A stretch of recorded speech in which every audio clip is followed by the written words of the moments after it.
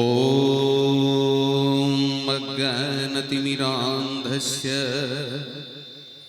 ज्ञानाञ्जनशलाकया चक्षुरुन्मिलितं येन तस्मै श्रीगुरवे नमः।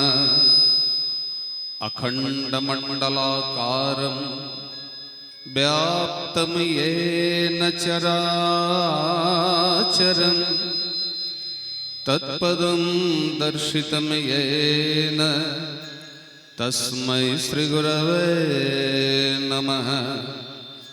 आराध्य भगवान् व्रजेशतनयो स्तद्धाम श्रीवृन्दावनम् रम्या काचिदुपासना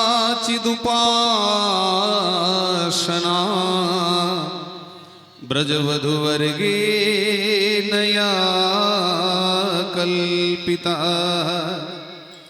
श्रीमद्भागवतं प्रमाणममलं प्रेमपुमार्थो मान् श्रीचैतन्यमहाप्रभोर्मतमिदं तत्रादरो न परः। निगमकल्पतरोर्गलितं फलं सुखमुखादमृतद्रवसंयुतं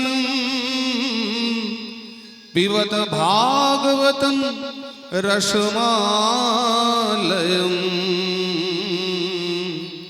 मुहुरहुरसिका भुवि भावुका वाञ्छाकल्पतरुभ्यश्च कृपा सिन्धुभ्य एव च पतितानां पावनेभ्यो वैष्णवेभ्यो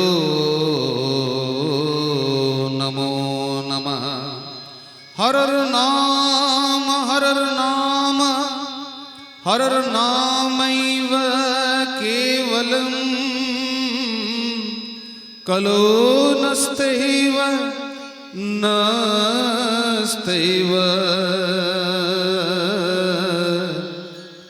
नस्तैव गतिरन्यथा।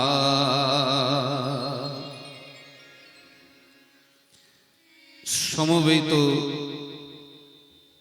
সমস্ত গৌর গোবিন্দ চরণানুরাগী শ্রীমদ্ ভাগবত অনুরাগী ভক্তবৃন্দের চরণে আমি এবং আমার এই অতি ক্ষুদ্র সম্প্রদায় অনন্ত কোটি দণ্ডবৎ প্রণতি। শ্রী শ্রী রাধা গোবিন্দ জীবের পরম সান্নিধ্যে সকল ভক্তগণ ভক্তিমতী মায়েদের এবং সমস্ত ব্রাহ্মণ বৈষ্ণবদের চরণধূলি বারবার বন্দনা করি। বহু ভাগ্য ফলে এই রকম একটা পরিস্থিতির প্রাপ্তি হয়। আসুন সর্বপ্রথম আমরা একটু দিব্য ভগবানের নাম কীর্তন করি, তৎপশ্চাৎ আমরা ভাগবত শ্রবণ করার চেষ্টা করব। ব্রজজন প্রিয়তম বাল মুকুন্দম রাধারমণম হরে হরে রাধারমণম হরে হরে। ব্রজজন প্রিয়তম বালমুকুন্দ রাধারমণ হরে হরে রাধারমণ হরে হরে। ব্রজজন প্রিয়তম বাল মুকুন্দম রাধারমণম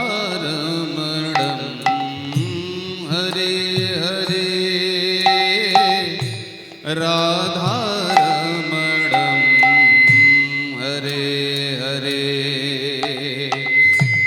ব্রজ জন প্রিয়ত বাল মুকুন্দ রাধা রমণ হরে হরে রাধা রমণ হরে হরে केसर तिलकम कृष्णवर्णम কেশর তিলক কৃষ্ণ বরণ केसर तिलकम कृष्णवर्णम কেশর তিলক কৃষ্ণ বরণ राधारमणम हरे हरे राधारमणम हरे हरे ব্রজ জন প্রিয়তম বাল মুকুন্দ রাধা রমণ হরে হরে রাধা রমণ হরে হরে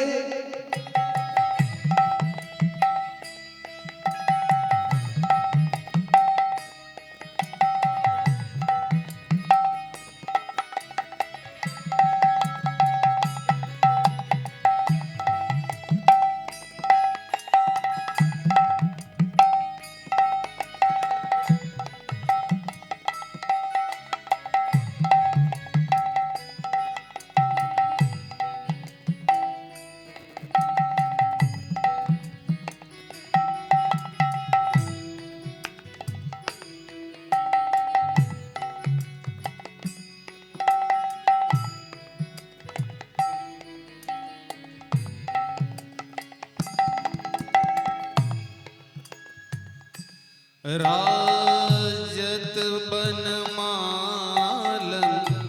रूप रसालम राधारमणम हरे हरे राधारमणम हरे हरे राधा रमण हरे हरे वेणुकृतनादं आनन्द अपारं राधारमणं हरे हरे राधारमणं हरे हरे ब्रज जन प्रियतम बाल मुकुंद राधा रमण हरे हरे राधा रमण हरे हरे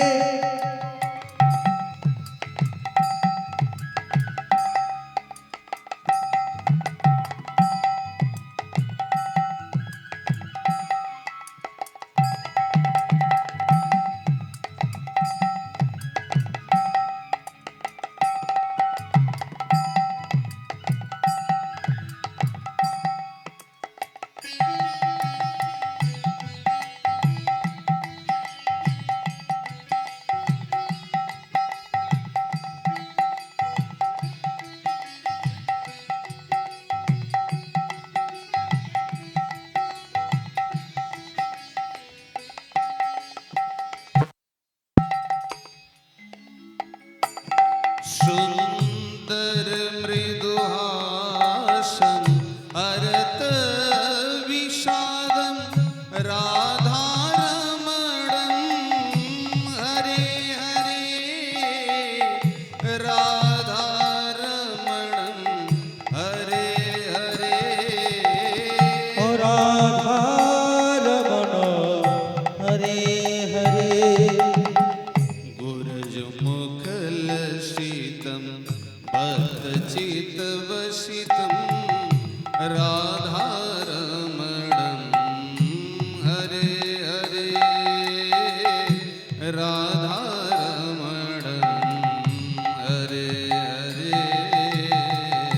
ब्रज जन प्रियतम बाल मुकुंद राधा रमण हरे हरे राधा रमण हरे हरे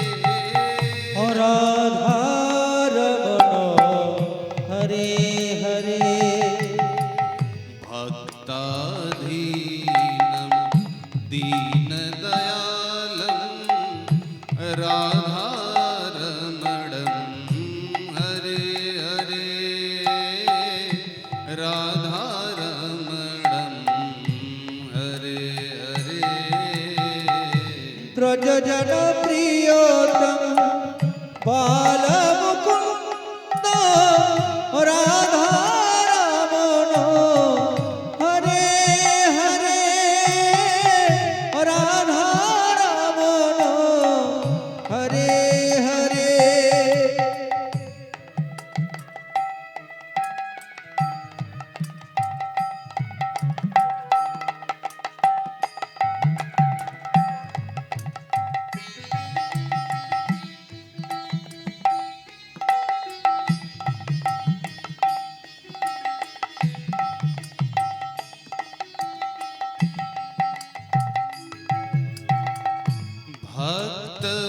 भक्तवत्सलं रसिकनरेशं राधारमणं हरे हरे राधारमणं हरे हरे राधारमण हरे हरे गोपसुवेशं दास इन्द्रेशं राधारमणं हरे हरे राधारमणं हरे हरे ब्रज जन प्रियतम बाल मुकुंद राधा रमण हरे हरे राधा रमण हरे हरे जय जय राधारमण प्यारो राधारमण जय जय राधा रमण प्यारो राधा रमण जय जय राधारमण प्यारो राधारमण जय जय राधा रमण प्यारो राधा रमण जय जय राधारमण प्यारो राधारमण जय जय राधा रमण प्यारो राधा रमण जय जय राधारमण प्यारो राधारमण जय जय राधा रमण प्यार राधा रमण जय जय राधारमण प्यारो राधारमण जय जय राधा रमण प्यारो राधा रमण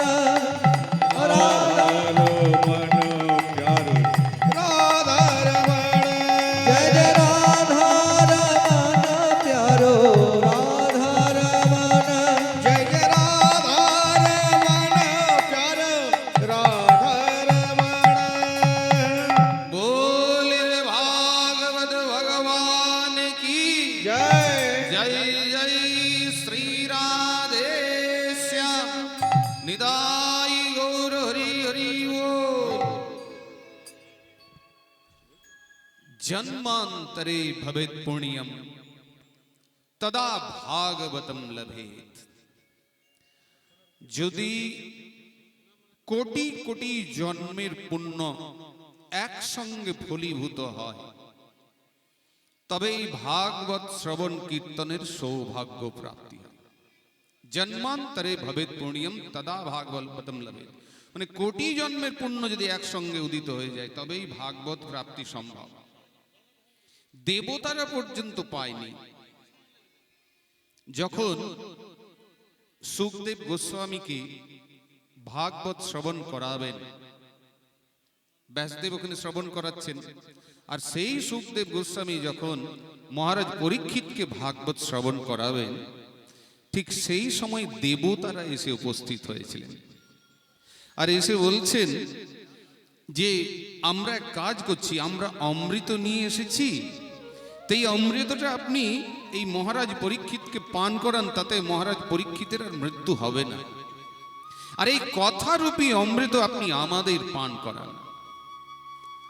তো সেই সময় সুখদেব গোসাই খুব হাসাহাসি করেছেন। কেন হেসেছেন জানেন? উনি জানেন যে দেবতারাও কিন্তু ভাগবত শ্রবণ করার অধিকারী নেই। হ্যাঁ, ভক্ত ছাড়া ভাগবত শোনার অধিকার নাই। বললেন ক্ব সুধা ক্ব কথা লোকে ক কাচক মণির মহা অভক্তাংশ তাংশ বিজ্ঞায় ন দদৌস কথামৃতম। কোথায় তোমাদের এই অমৃত, আর ওই কোথায় এই কথারূপী অমৃত?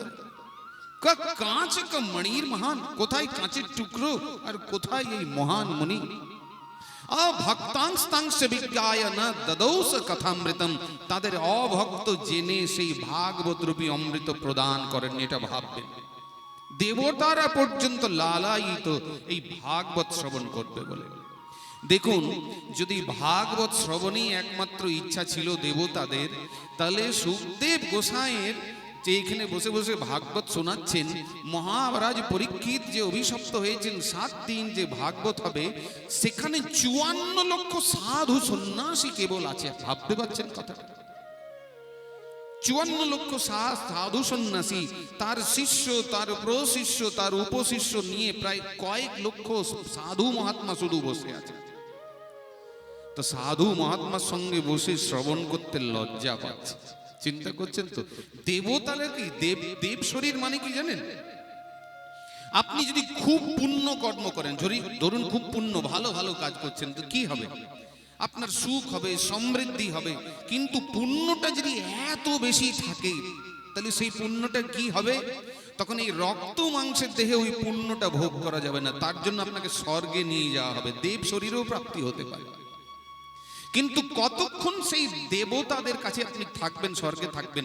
ধরুন রঘুনাথপুরে কিংবা আনাড়াতে একটা 5 স্টার হোটেল আছে। সেই 5 স্টার হোটেলে খুব দারুণ ব্যবস্থা আছে, কিন্তু কতক্ষণ সেই ব্যবস্থা থাকবে?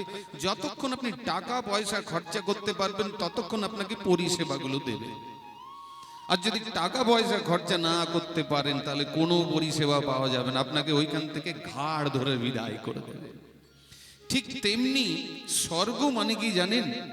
স্বর্গ মানে হচ্ছে আপনার পুণ্যের ক্ষমতা যতক্ষণ আছে ততক্ষণ আপনি স্বর্গে আছেন। তারপরে গীতায় কি বলছে, কি হয় জানেন? এবং ত্রয়ী ধর্মম অনুপ্রপন্না গতা গতম কাম কামা লভতে ক্ষীণে পুণ্যে মর্তলোকম বিশন্তি। পুণ্য যখন ক্ষয় হয়ে যায়, আবার এই মৃত্যু লোকে, এই মর্ত লোকে পাঠিয়ে দেওয়া হয়। তুমি যাবে কোথায়? উপায় নাই।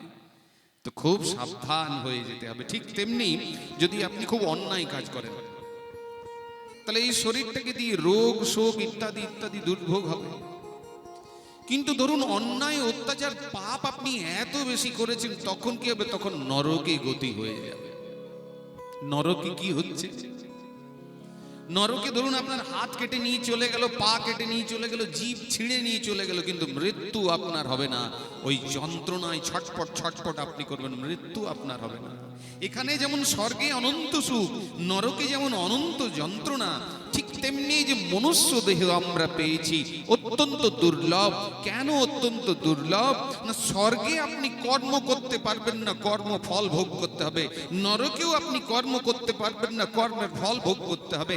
একমাত্র মনুষ্য দেহ, মনুষ্য শরীর একটি এমন বস্তু যেখানে কর্মের দ্বারা যে কর্মটি যদি ভগবানের চরণে সমর্পিত করে করতে পারেন, তাহলে এই যে জন্ম মৃত্যুরূপ চক্র, এই চক্রের থেকে মুক্তি লাভ হতে পারে। নিতাই গৌর হরি হরি হরি হরি হরি হরি গৌর। তো দেবতারা পর্যন্ত পাচ্ছেন না, এটা ভাববেন। তাহলে মনুষ্য দেহ, দেবতারাও মনুষ্য দেহের জন্য লালায়িত। যদি মনুষ্য দেহ লাভ হতো, তাহলে যদি একটু ভাগবত শ্রবণ করতে পারতাম। ন দদৌ কথামৃতম, যদি কথার যদি ভগবানের কথা শোনার কারো লোভ থাকে, তাহলে তিনি কি বিচার করবেন? ভগবান শিব মহাদেব যিনি, তিনি কার কাছে রাম কথা শ্রবণ করছেন? কাক ভূষণ্ডী মহারাজ ওপরে বসে আছেন আসরে উপরে বড় ব্যাস মঞ্চে, আর ভগবান শ্রী মহাদেব তিনি বসে বসে রাম কথা শ্রবণ করছেন। তাহলে শোনার যদি ইচ্ছায় উনি আর কিন্তু বিচার করবেন না কোথায় কি হচ্ছে। আর যদি শোনার ইচ্ছা না থাকে, তাহলে বহু রকম বিচার চিন্তা ভাবনা মাথায় চলে আসবে। দেব শরীরেও দুর্লভ, একমাত্র মনুষ্য শরীরেই এই ভাগবত রস আস্বাদন করা সম্ভব। সর্বপ্রথম আজ প্রথম দিবস, এবং আজকে অনেকটা বিলম্ব হলো আরম্ভ করতে, বিভিন্ন ধরনের ব্যবস্থাপনা দেখতেই পাচ্ছেন। আমাকে বলেছেন 10টার মধ্যে আপনি একটু বিশ্রাম করবেন প্রথম দিন। তা আমি বললাম 10টার মধ্যে বিশ্রাম করলে ভাগবতের মতো বিশাল একটি বস্তু, যাই হোক সবকিছু সেইভাবে মেনেই চলতে হবে। আজ প্রথম দিবস, প্রথম দিবসে ভগবানের এই ভাগবতের মাহাত্ম্য শ্রবণের বিধান আছে। মাহাত্ম্য শ্রবণ করতেই হবে। মাহাত্ম্য কেন? মাহাত্ম্য মানে হচ্ছে মহিমা। কোনো বস্তুর মহিমা যদি আপনি না জানেন, তাহলে তার প্রতি আপনার ভক্তি রুচি কোন রকমেই জন্মাতে পারে না। আপনি ধরুন পথে হাঁটতে হাঁটতে একটা চকচকে পাথরের টুকরো কুড়িয়ে পেলেন, বেশ চকচক করছে। আপনার কিন্তু জানা নাই, আপনি পাথরের টুকরোটা পকেটে ভরে নিয়ে এলেন। সকালবেলায় কোনো জুয়েলারির দোকানে গিয়ে পরে ওই পাথরটি যখন আপনি দেখালেন, বললেন দেখো তো এই পাথরটাকে কুড়িয়ে পেয়েছি। তো পাথরটি ওই সোনার দোকানে বা জুয়েলারির দোকানে দেখে বললো এ তো সাধারণ পাথর নয়, এ তো হীরের টুকরো, এ তো সাধারণ পাথর নয়। এবার আপনি চিন্তা করুন, এই যে অতি সাধারণ ভাবে ওই পাথরটিকে আপনি ধরে রেখেছিলেন, ওই রকম আর পাথরটি আপনার কাছে থাকবে?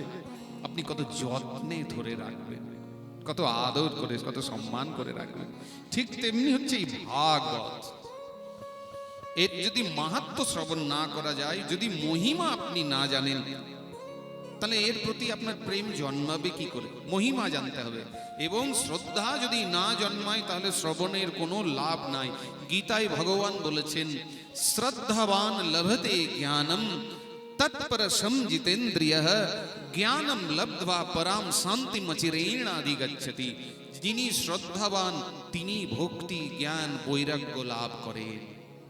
আর যদি শ্রদ্ধা না থাকে, যতই ব্যবস্থাপনা থাক, শ্রদ্ধাবিহীন যজ্ঞের কোনো দাম থেকে যায় না। তাই সর্বদা ভাগবতের এই মাহাত্ম্য শ্রবণের বিধান আছে। যেমন ধরুন, যদি আপনারা পুরী চলে যান, ভক্তরা যদি পুরী চলে যান, তাহলে পুরীতে কিসের মহিমা আছে? মহাপ্রসাদের মহিমা আছে। পুরীতে যে ভক্ত যাবেন, সেখান থেকে জগন্নাথ দেবের মহাপ্রসাদ নিয়ে আসবেন, মহাপ্রসাদের মহিমা আছে। ঠিক তেমনি যদি কোনো ভক্ত হরিদ্বারে চলে যান, হরিদ্বারে কিসের মহিমা আছে? হরিদ্বারে মহিমা আছে গঙ্গা জলের, সেখানে ভক্ত গেলেই গঙ্গার জল নিয়ে আসবে। ঠিক তেমনি যদি কোনো ভক্ত বৃন্দাবনে যান, বৃন্দাবনে কিসের মহিমা আছে? বৃন্দাবনে মহিমা আছে ব্রজের রজের মহিমা। কোনো ভক্ত যদি বৃন্দাবনে যান, তাহলে সেখান থেকে বৃন্দাবনের রজ নিয়ে আসেন, রজর মহিমা আছে। তেমনি ভাগবত হচ্ছে কি না, ভগবানের কথারূপী রূপ, কথা রূপে প্রকাশিত হয়েছেন। হ্যাঁ, তেনেদম বাংময় মূর্তি প্রত্যক্ষাবর্ততে হরে। ভগবান শ্রীকৃষ্ণ যখন লীলা সম্বরণ করছেন, তখন উদ্ধব প্রশ্ন করেছেন ভগবান শ্রীকৃষ্ণকে যে হে ভগবান, তুমি তো লীলা সম্বরণ করবে, তাহলে এই কলির জীব উদ্ধার পাবে কি করে, কলিতাপ দগ্ধ হত জীব উদ্ধার হবে কি করে? তখন বললেন, তুমি চিন্তা করো না উদ্ধব, আমি এই ভাগবত রূপে অবতীর্ণ হব কলিকালে। তিনি সঙ্গে সঙ্গে এই ভাগবত রূপে প্রকাশিত হলেন। বলে ভাগবত ভগবান কি জয় জয় জয় শ্রী রাধে শ্যাম। তাই এই ভাগবত আর অন্য কিছু নয়, সাক্ষাৎ ভগবান, অন্য আর কোনো বস্তু নয়। তো এইটাতে স্বর্গেও নাই, সত্যেও নাই, কৈলাসেও নাই এই কথা। তাই দেহে যতদিন প্রাণ আছে ততদিন এই ভাগবতের আশ্রয়ে থাকুন আর ভগবানের কথা প্রাণ ভরে শ্রবণ করুন। আসুন আমরা একটু ভগবানের নাম করি, তারপরে এবার কথায় আবার এগিয়ে যাব। শ্রীকৃষ্ণ গোবিন্দ হরে মুরারে, হে নাথ নারায়ণ বাসুদেব। শ্রী কৃষ্ণ গোবিন্দ হরে মুরারে, হে নাথ নারায়ণ বাসুদেব। শ্রীকৃষ্ণ গোবিন্দ হরে মুরারে, হে নাথ নারায়ণ বাসুদেব। শ্রী কৃষ্ণ গোবিন্দ হরে মুরারে, হে নাথ নারায়ণ বাসুদেব। শ্রীকৃষ্ণ গোবিন্দ হরে মুরারে, হে নাথ নারায়ণ বাসুদেব। শ্রী কৃষ্ণ গোবিন্দ হরে মুরারে, হে নাথ নারায়ণ বাসুদেব। শ্রীকৃষ্ণ গোবিন্দ হরে মুরারে, হে নাথ নারায়ণ বাসুদেব। শ্রী কৃষ্ণ গোবিন্দ হরে মুরারে, হে নাথ নারায়ণ বাসুদেব। শ্রীকৃষ্ণ গোবিন্দ হরে মুরারে, হে নাথ নারায়ণ বাসুদেব। সবাই মিলে একসঙ্গে গোবিন্দ হরে মুরারে, হে নাথ নারায়ণ বাসুদেব। শ্রী কৃষ্ণ গোবিন্দ হরে মুরারে, হে নাথ নারায়ণ বাসুদেব। একমাত্র বন্ধু বন্ধো সখা हमारे, हे नाथ नारायण वासुदेव। एकमात्र बंधु सखा मारे, हे नाथ नारायण वासुदेव। एकमात्र बंधो सखा हमारे, हे नाथ नारायण वासुदेव। श्री कृष्ण गोविंद हरे मुरारे, हे नाथ नारायण वासुदेव। श्री कृष्ण गोविंद हरे मुरारे, हे नाथ नारायण वासुदेव। श्री कृष्ण गोविंद नाथ नारायण वासुदेव जय जय श्री राधे हे नाथ नारायण वासुदेवा हे कृष्ण गोविंद हरे मुरारे हे नाथ नारायण वासुदेव श्री कृष्ण गोविंद हरे मुरारे हे नाथ नारायण वासुदेवा श्री कृष्ण गोविंद हरे मुरारे हे नाथ नारायण वासुदेव श्री कृष्ण गोविंद हरे मुरारे हे नाथ नारायण वासुदेवा श्री कृष्ण गोविंद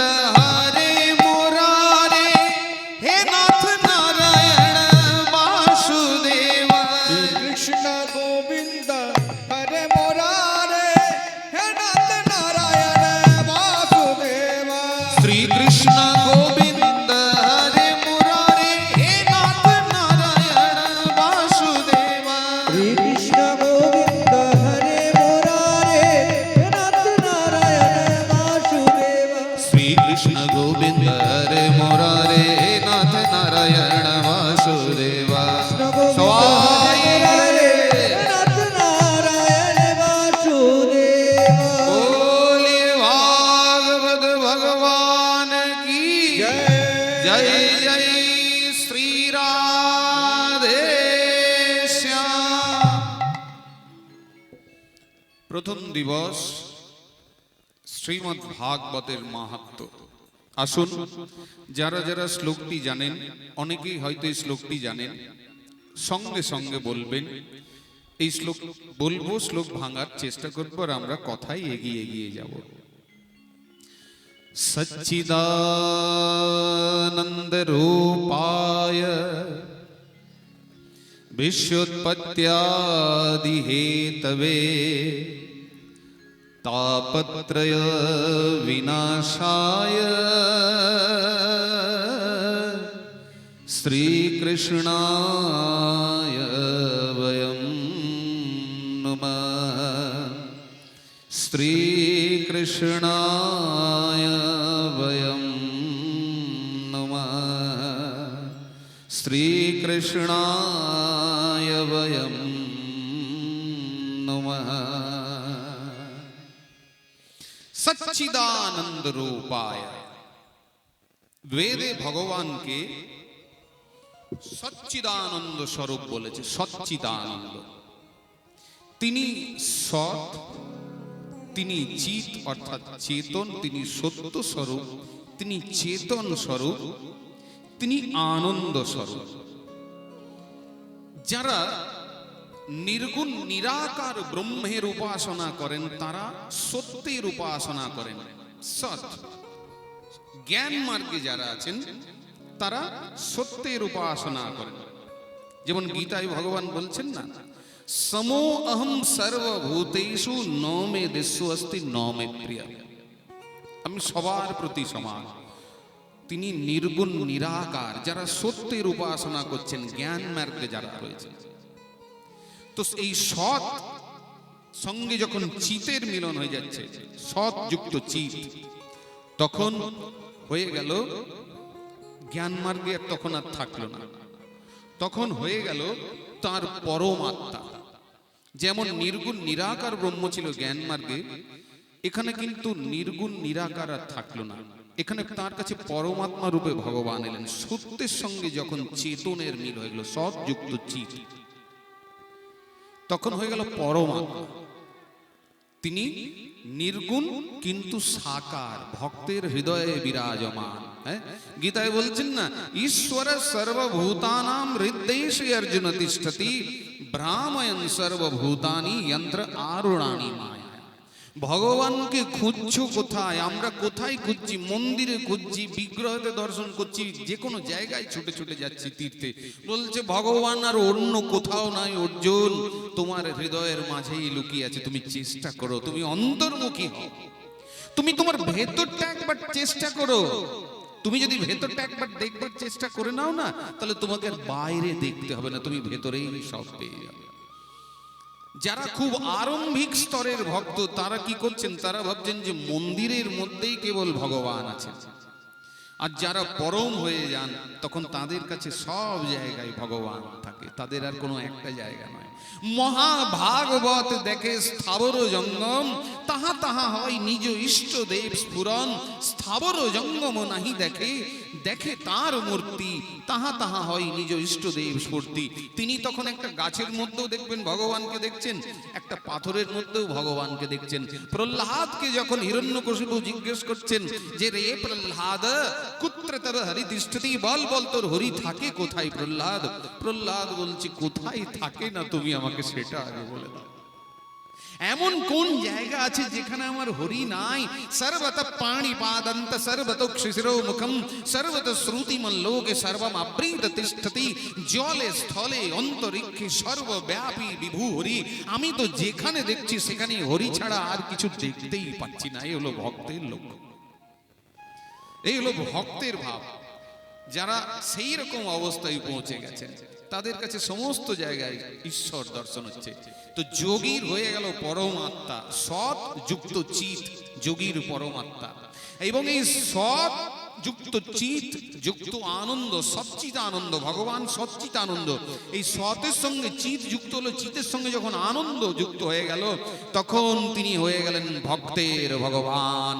নিতাই গৌর হরি হরি বল।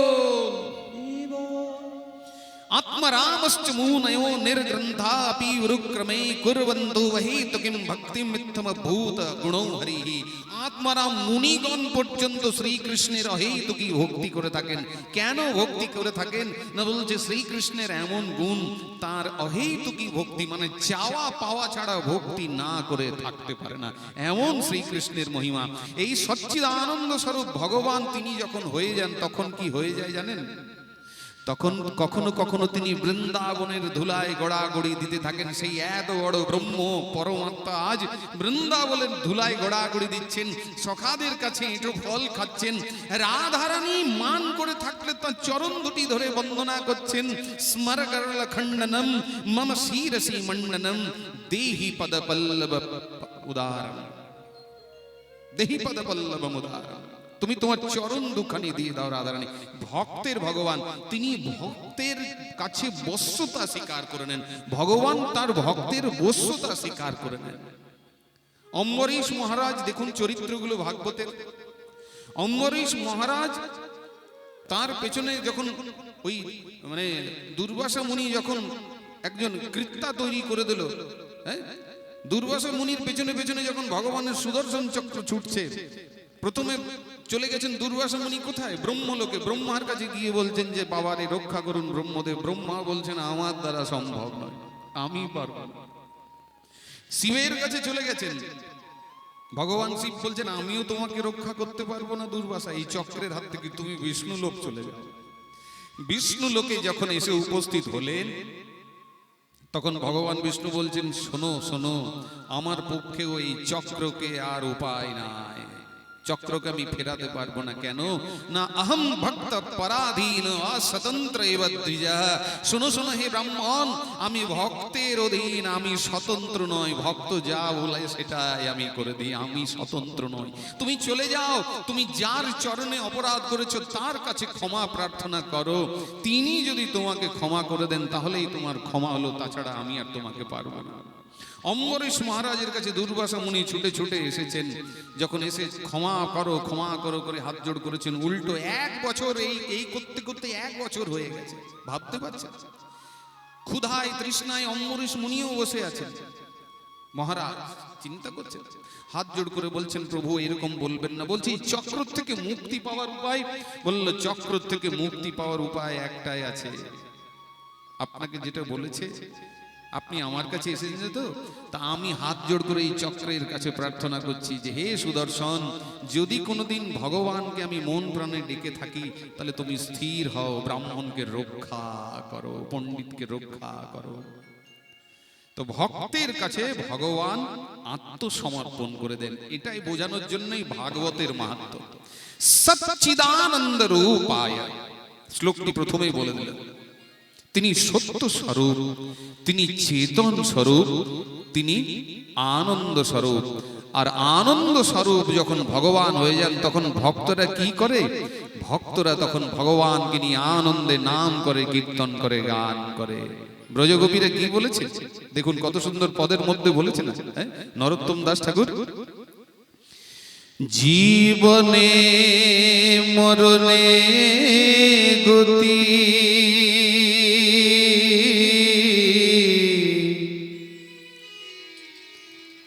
আর নাহি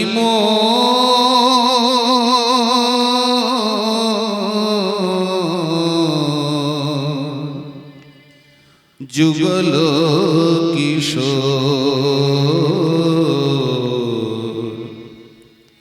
রাধা কৃষ্ণ প্রাণ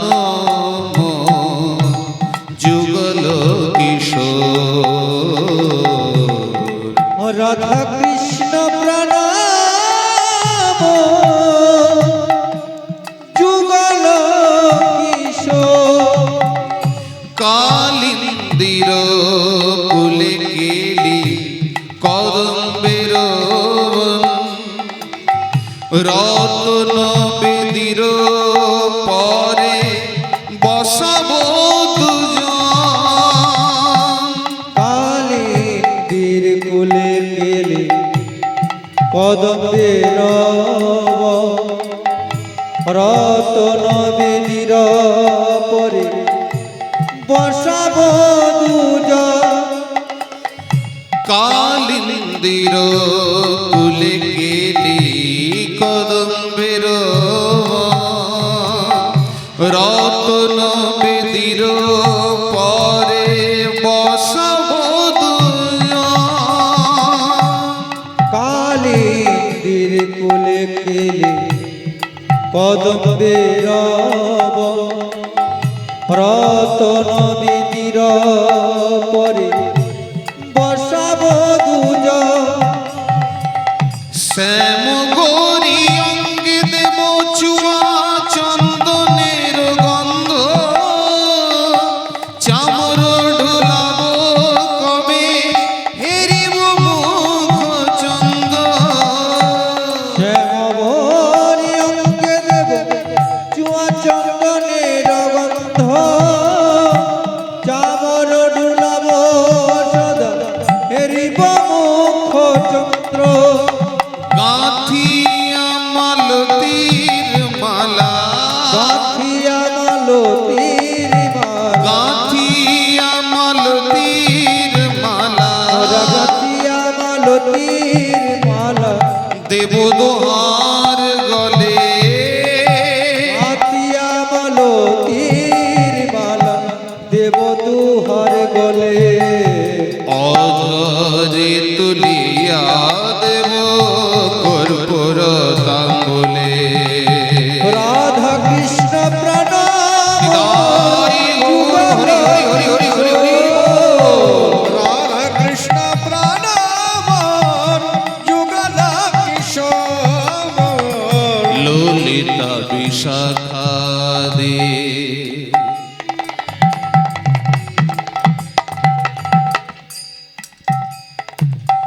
যত সখী বৃন্দ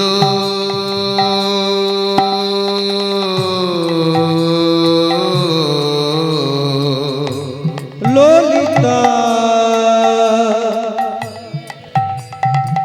বিশাখা আদি যত সখী বৃন্দ আজ্ঞাই করিব সেবা চরণার বৃন্দ। আজ্ঞায় করিব সেবা চরণার বৃন্দ। আজ্ঞাই করিব সেবা চরণার বৃন্দ। আজ্ঞাই করিব চরণার বিন্দ। শ্রীকৃষ্ণ চৈতন্য প্রভুর দাসের অনুদান। শ্রীকৃষ্ণ চৈতন্য প্রভু দাসের অনুদান। সেবা অভিলাষ মাগে নরতম দাস। রাধা কৃষ্ণ প্রণাম যুগল কিশোর। রাধা কৃষ্ণ প্রণাম যুগল কিশোর। জীবন মরণে জীবে গতি নাই।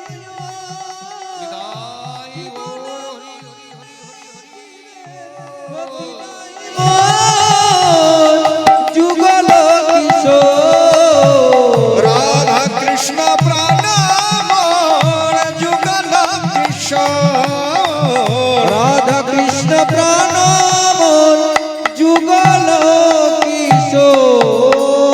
बोलिए भागवत भगवान की जय जय श्री राधे श्याम। তাহলে সচ্চিদানন্দ রূপায় তারপরে কি বলছে? তারপরে তটস্থা লক্ষণ বলছে। তটস্থা লক্ষণ কি? বিশ্বোৎপত্ত্যাদি হেতবে তিনি কি করছেন? সৃষ্টি স্থিতি এবং প্রলয় কর্তা, যিনি এত বড় সৃষ্টি রচনা করেছেন, যিনি এত বড় এই সৃষ্টিকে পালন করছেন এবং যিনি সংহার করেন, তিনি হচ্ছেন সেই ভগবান, সৃষ্টি স্থিতি পালন কর্তা। দেখুন, এই সৃষ্টি স্থিতি আর প্রলয়ের মাঝে আবার ত্রিতাপ জ্বালা আছে। জীবকে ত্রিতাপ জ্বালা ভোগ করতে হয়। তাপত্রয় বিনাশায় ত্রিতাপ জ্বালা, সেটা কিরকম? আমরা যারা বেঁচে আছি, ত্রিতাপ জ্বালা। প্রথম হচ্ছে আধ্যাত্মিক তাপ। আধ্যাত্মিক তাপ কাকে বলছে? আজকের দিনে এমন মানুষ নেই যিনি শরীর নিয়ে দুঃখে নাই, কোনো না কোনো রোগ শরীরের মধ্যে আছে, উপায় নাই। এখনকার দিনে তো সুগার প্রেসার মানে সাধারণ বস্তু হয়ে গেল। এমন কোনো মানুষ নাই যার সুগার আর প্রেসার নেই। আর যদি একটু বয়স বেশি হয়েছে তাহলে হাঁটুর ব্যথায় আর কেউ উঠতে পারছে না। এই সকালবেলাতেই আপনাদের যখন কলস যাত্রা হচ্ছে, তখন আপনাদের পাশের গ্রামে পলমাতে আমি বসে আছি। গত সপ্তাহে আমরা একটা ভাগবত সপ্তাহ শেষ করে এখানে এসেছি। কেন এসেছি না, পায়ে ব্যথার ওষুধ। আমার মা এবং বাবার দুইজনেরই পায়ের ব্যথায় অস্থির হয়ে আছে। সুতরাং শরীর নিয়ে কেউ আমরা শান্তিতে নাই, কোনো না কোনো রোগ ব্যাধি আমাদের লেগেই আছে। এটা হচ্ছে আধ্যাত্মিক তাপ। নিজের শরীরে যে সমস্ত রোগ ব্যাধি, আধ্যাত্মিক তাপ। তারপরে কি হলো? তারপর হচ্ছে আদি ভৌতিক তাপ জ্বালা। আদি ভৌতিক তাপ কি রকম? আপনি হয়তো নিজে সুস্থ আছেন, কিন্তু ঘর থেকে বাইরে যেই বেরোলেন দেখলেন একটা পাগল কুকুর এসে আপনাকে কামড় দিয়ে দিল, একটা সাপে কামড় দিয়ে দিল, বিছে কামড় দিয়ে দিল।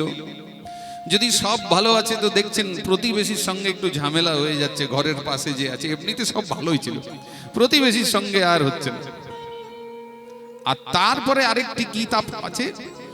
সেটি হলো আদি দৈবিক তাপ। তৃতীয় যে তাপ, দৈবিক তাপ কোনটা?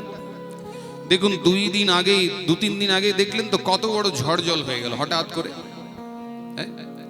এমন ঝড় জল হয়ে গেল, শিলাবৃষ্টি। আমরা যেখানে ভাগবত সপ্তাহ করছি, শিলাবৃষ্টি হয়ে গেল, প্যান্ডেল ভেঙে সব শেষ হয়ে গেল, চুরমার হয়ে গেল। তার মানে এটা আমাদের কোনো হাত নাই। দৈব দেবতাদের দ্বারা যে তাপ আমরা পাচ্ছি। হঠাৎ কোথাও বিরাট দুর্যোগ হয়ে গেল, কোথাও ঝড় হয়ে গেল, কোথাও জল হয়ে গেল, বন্যা হয়ে গেল, ভূমিকম্প হয়ে গেল। এত কিছু যে জ্বালা আমাদের ভোগ করতে হচ্ছে, উপায় আছে? এর মধ্যে আবার নবগ্রহের কোপ আছে। দেখবেন নবগ্রহ যদি উল্টো হয়ে যায় তো দেখবেন কেউ কারো দেখবেন 10টা আঙ্গুলে 10টা আংটি পরে বসে আছে, যা বাবা, গলায় 50টা কবজ মাদুলি নিয়ে বসে আছে। বলছে এই সমস্ত নবগ্রহের জন্য তোমাদের ভাবতে হবে না। কেন হবে না? না, এই নবগ্রহ হচ্ছেন ভগবানের ভক্ত। যদি ভগবানের নাম করতে পারো তাহলে ত্রিতাপ জ্বালা তো শান্ত হবে, এই নবগ্রহের জ্বালাও তোমার শান্ত হয়ে যাবে, তাতে কোনো সন্দেহ নাই। নিতাই গৌর হরি হরি বল। বল হরি বল। তাই এই ত্রিতাপের পরেও আরো দুটো তাপের কথা বলেছে শাস্ত্র। কোন তাপের জানেন? প্রথমটা বলছে জন্ম, মায়ের গর্ভে 10 মাস 10 দিন জন্ম, আর মৃত্যুর কথা বলেছে। প্রত্যেক মানুষ এইখানে আমরা যারাই জন্মগ্রহণ করেছি তাদের মৃত্যু অবশ্যম্ভাবী। আজ থেকে 50 বছর পরে যদি আপনাদের গ্রামে এসে এই মন্দির প্রাঙ্গণে, এই যে এত সুন্দর একেবারে খোলা জায়গা, এইখানে এসে যদি আমাদেরই কারোর নাম ধরে চিৎকার করে ডাকে, তাহলে আমাদের কাউকে খুঁজে পাওয়া যাবে? ভাবুন। এখন তো মনে হচ্ছে 50 বছরও লাগবে না, মানে দুমদুম করে মানুষ যে কখন মরে যাচ্ছে কোনো ঠিক নাই। তার জন্ম হয়েছে, তার মৃত্যু অবশ্যম্ভাবী, কোনো উপায় নাই, জন্ম হলেই মরতে হবে। মৃত্যু জন্ম মতাম বীর দেহেন সহজায়তে অদ্যবাব্দ শতান্তৈব মৃত্যুর বৈ প্রাণিনাম ধ্রুবঃ। যার জন্ম হয়েছে তার মৃত্যু অবশ্যম্ভাবী, সেই মৃত্যু আজ হোক, এখন হোক, বা 100 বছর পরেই হোক, জন্ম হলেই মৃত্যু হতেই হবে। আর আপনি বলছেন কি মৃত্যু হলেই খালাস? মৃত্যু হলেও খালাস নাই। কেন খালাস নাই? কোন একটি জায়গায় জামতাড়ায় আমি অনুষ্ঠান করছিলাম, এই ভাগবত পাঠ। তো এক ভক্ত এসে বলছে, মানে ওরা তো হিন্দি ভাষী, তো বলছে पंडित जी थोड़ा आशीर्वाद कीजिए। তো বললাম কেন, আশীর্বাদের কি প্রয়োজন বলো? আমি হেসে হেসে বলছি। তিনি বলছেন আমি হচ্ছি প্যারা টিচার, ঝাড়খণ্ডে বলে সহায়ক শিক্ষক, বুঝেছেন? তো বলছি প্যারা টিচারগুলোর পরীক্ষা হচ্ছে, যদি আমার চাকরিটা কোনো রকম পার্মানেন্ট হয়ে যায় তাহলে আমার সুখ রাখার জায়গা নেই। তা আমি তখন হাসছি, বলি কেন? তো বলছি পার্মানেন্ট হয়ে গেলে চাকরিটা খাটতে কম হবে, পয়সা বেশি পাবো। তখন আমি যখন খুব হেসে দিই যে, বলছে প্রভু আপনি তো সব কথায় কথায় মৃত্যুর কথা বলেন, তো এই চাকরির ব্যাপারে দয়া করে আর মৃত্যুকে টেনে দেবেন না এবার এই কথার মধ্যে। তখন আমি হেসে দিয়েছি, বলি এখানেও একটা মৃত্যুর কথাই আছে ভাই। বললো সেটা কি রকম? বললাম শোনো, তোমার যেমন তুমি বলছো প্যারা টিচার আর পার্মানেন্ট টিচার, তেমনি আমি বলছি এই জগৎটা হচ্ছে প্যারা, এই জগৎটাও কিন্তু মূল জগৎ নয়। পার্মানেন্ট জগৎ কোনটা? ভগবত ধাম। যতক্ষণ না ভগবানের চরণে পৌঁছাতে পারছো ততক্ষণ আসা যাওয়া উপায় নাই, এটাও পার্মানেন্ট নয়। যে জগতের কথা বলছো পার্মানেন্ট কোনটা? পার্মানেন্ট হচ্ছে ভগবত ধাম। না তদ্ভাসয়তে সূর্যো না শশাঙ্ক না পাবকঃ ইয়ৎ গত্বা ন নিবর্তন্তে তৎ ধাম পরমম মম। অর্জুন, যেখানে পৌঁছালে আর ফিরে আসতে হয় না সেটি হলো আমার ধাম। নিতাই গৌর হরি হরি বল। তো যতক্ষণ না সেখানে পৌঁছাবেন, আমরা সবাই যতক্ষণ না সেখানে পৌঁছাই, আমাদের কিন্তু বারবার এই যাওয়া আসা করতে হবে, লেগেই থাকবে।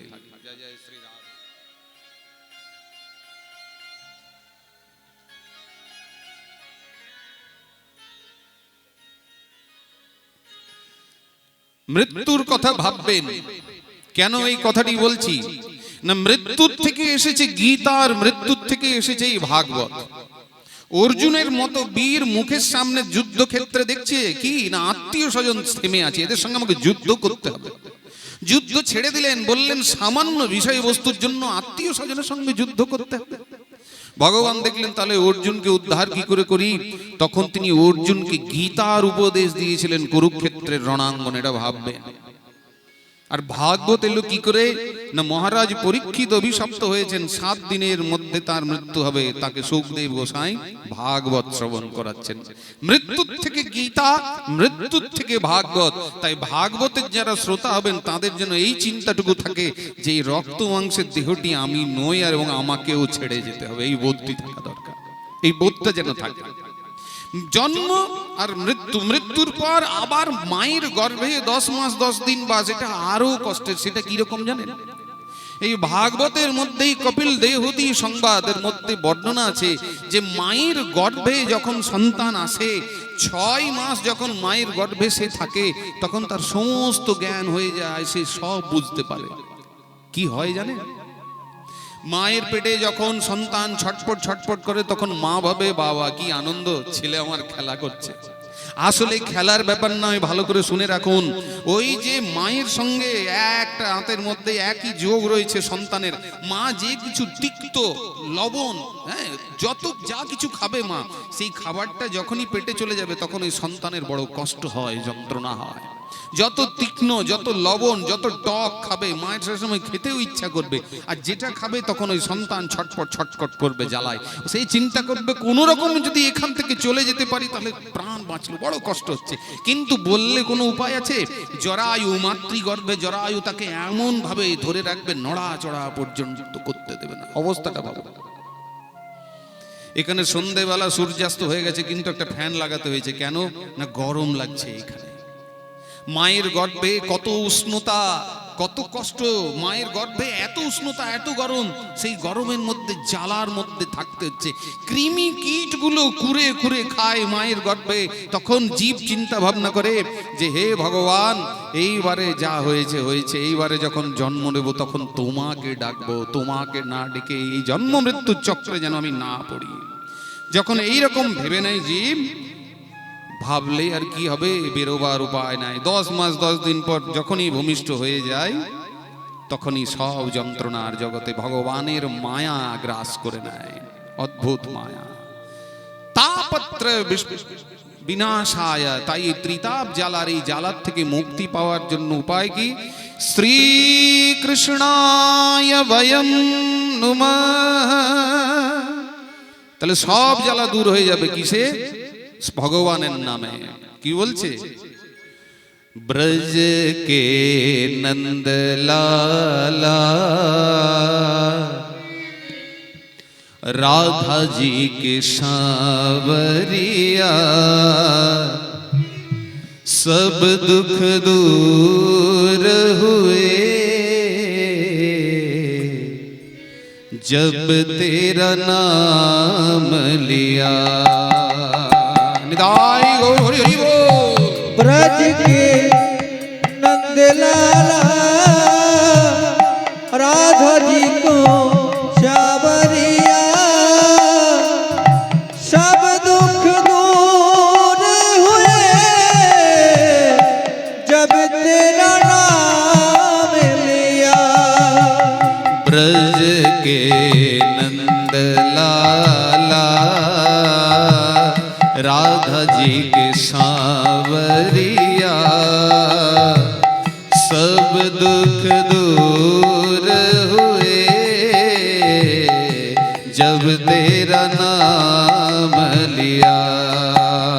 ओ ब्रज के नंद लाला राधा जी के सांवरिया, सब दुख दूर हुए जब तेरा नाम लिया। मीरा पुकारे तुम्हें ओ पाला, ओ मीरा पुकारे तुम्हें गिरधर गोपाला। मीरा पुकारे तुम्हें गिरधर गोपाला। ओ मीरा पुकारे तुम्हें गिरधर गोपाला। बन गया अमृत में विष का भरा प्याला। ओ बन गया अमृत में विष का वो प्याला। ओ विष का भरा प्याला, कौन मिटाए उसे जिस तूने राख लिया। सब दुख दूर हुए जब तेरा नाम लिया। ओ ब्रज के जय जय श्री राधे। राधा जी के सावरिया सब दुख दूर हुए जब तेरा नाम लिया।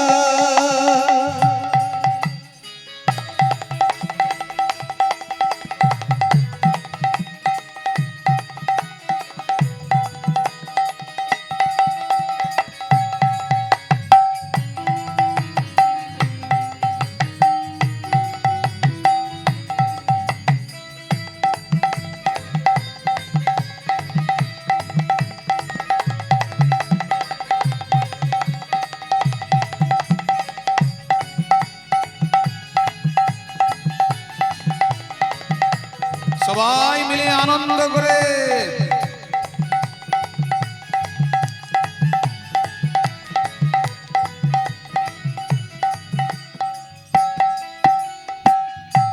देख रहे हो तुम मेरे दुखड़े सारे। ओ देख रहे हो तू मेरे दुखियों सारे। देख रहे हो तुम मेरे दुखड़े सारे। ओ देख रहे हो तू मेरे दुखड़े सारे। कब दर्शन दोगे मेरी आँखों के तारे। ओ कब दर्शन दोगे मेरी आँख के तारे। ओ मेरी आँखों के तारे। अधर में मुरली है कांधे पे कांवरिया। सब दुख दूर हुए जब तेरा नाम लिया। ओ ब्रज के हरि बोल, हरि हरि हरि हरि हरि। राधा जी के सावरिया सब दुख दूर हुए जब तेरा नाम लिया। ओ सब दुख दूर हुए जब तेरा नाम लिया।